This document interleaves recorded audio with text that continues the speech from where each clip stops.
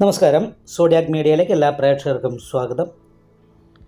മീനശനി ഇടവവ്യാഴം 1200 കൊല്ലവർഷം മീനമാസം 30 ഞായറാഴ്ച ഉദയാദി 50 നാഴിക 20 വിനാഴികയ്ക്ക് ചോതി നക്ഷത്രവും കൃഷ്ണപക്ഷ പ്രതിപദ തിഥിയും പന്നിക്കരണവും വജ്രനാമ ചന്ദ്രാർക്ക യോഗവും കൂടിയ ദിവസം തുലാക്കൂറിൽ മകരലഗ്നത്തിൽ പൃഥ്വിഭൂതത്തിലാണ് ഈ വർഷത്തെ മേഷ വിഷു സംക്രമം വരുന്നത്. ചിത്ര നക്ഷത്രക്കാരുടെ ഈ വർഷത്തെ, അതായത് 2025-2026 വർഷത്തെ വിഷുഫലം പരിശോധിക്കുന്ന സമയത്ത് വരുമാനത്തിൽ നല്ല വർധനവിന് യോഗം കാണുന്നുണ്ട്. എന്നാൽ അതുപോലെ തന്നെ ചിലവും വർദ്ധിക്കാനുള്ള സാധ്യത ആണുള്ളത്. അതായത് 11 രൂപയാണ് ഒരു വരുമാനമെങ്കിൽ 11 രൂപ ചിലവും വരും. അപ്പം വരുമാനവും ചെലവും ഒരുപോലെ തുല്യമായിരിക്കുന്നത് കൊണ്ട് വലിയ ബാധ്യതകളോ പ്രശ്നങ്ങളോ ഉണ്ടാകാനുള്ള സാധ്യതയില്ല.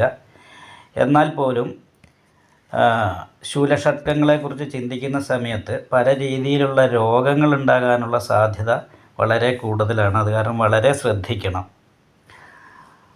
അതുപോലെ തന്നെ ധനനഷ്ടം പോലെ, അല്ലെങ്കിൽ നമുക്ക് വിലപ്പെട്ട വസ്തുക്കൾ നഷ്ടപ്പെടുക എന്ന് പറയുന്നൊരവസ്ഥയാണ് പ്രധാനമായിട്ടുള്ളത്. അപ്പോൾ നമുക്ക് നല്ല വരുമാനം തന്നുകൊണ്ടിരുന്ന എന്തെങ്കിലും വസ്തുക്കൾ താൽക്കാലികമായ ലാഭം നോക്കിയിട്ട് നഷ്ടപ്പെടുത്തുന്ന ഒരവസ്ഥ വരിക. അപ്പോൾ താൽക്കാലികമായിട്ട് അതൊരു ലാഭമായിട്ട് വരുമെങ്കിൽ പിന്നീട് ഭാവിയിൽ വലിയൊരു നഷ്ടത്തിലേക്കും ദോഷത്തിലേക്കും പോകാനുള്ളൊരു സാധ്യതയാണ് കാണുന്നത്.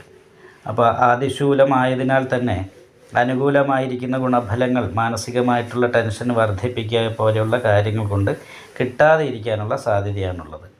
അപ്പോൾ മാനസികമായിട്ട് ടെൻഷൻ വർദ്ധിക്കും, ചെയ്യുന്ന പ്രവൃത്തിക്ക് തക്കതായിരിക്കുന്ന ഗുണം കിട്ടാതെ ഇരിക്കുകയും പ്രതീക്ഷിക്കുന്നതിൽ നിന്നും വിപരീതമായിട്ടുള്ള അവസ്ഥകളിലൂടെ കടന്നു പോകാൻ ഇടവരികയും ചെയ്യാൻ സാധ്യതയുണ്ട്.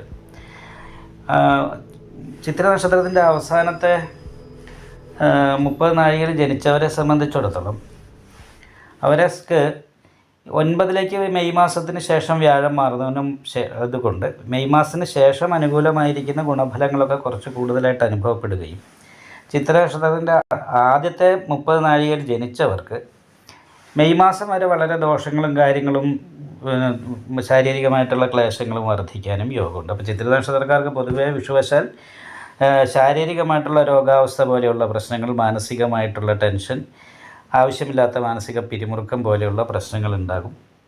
അപ്പോൾ അതുകൊണ്ട് തന്നെ വളരെ ശ്രദ്ധിച്ച് മുന്നോട്ട് പോകേണ്ടതാണ്. നല്ല പ്രാർത്ഥന, വഴിപാട് മുതലായിട്ടുള്ള കാര്യങ്ങൾ ഉണ്ടാകണം. ചെലവ് നിയന്ത്രിക്കാനായിട്ടും പ്രത്യേകം ശ്രദ്ധിക്കുന്നത് നന്നായിരിക്കും.